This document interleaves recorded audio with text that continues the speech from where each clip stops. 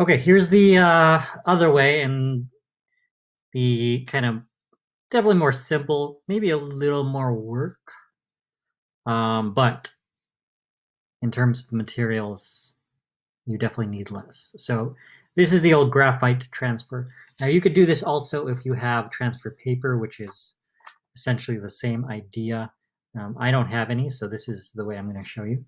So here's my printout. Now, when you do it this way, you want to make sure that when you print this out, you reverse your image.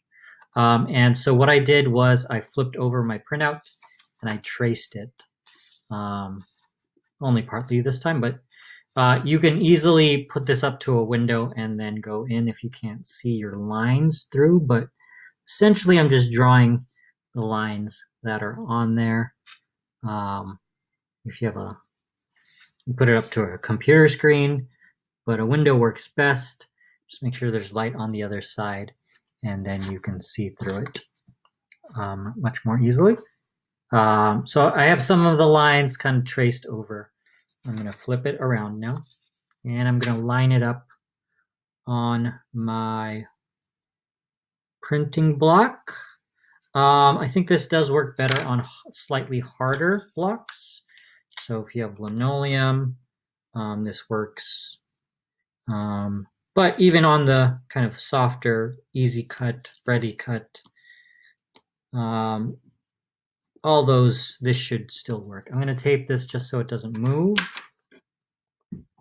And then I'm going to start to trace. Now, on the back, just one more thing. If you want, you can just kind of shade this in. This is definitely going to get messier if you do it this way.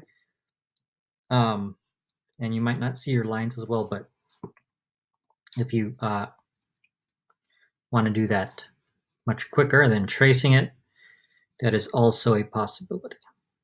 So I'm going to now just kind of trace the lines, the outlines of the shapes.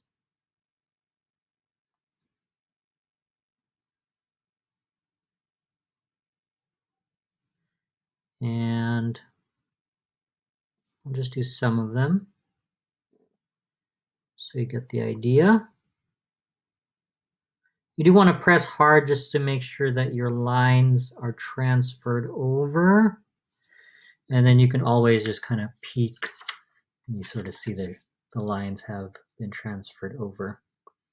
Now, once I get it to this stage, probably a good idea. If you're doing pencil, it might transfer through your first few prints.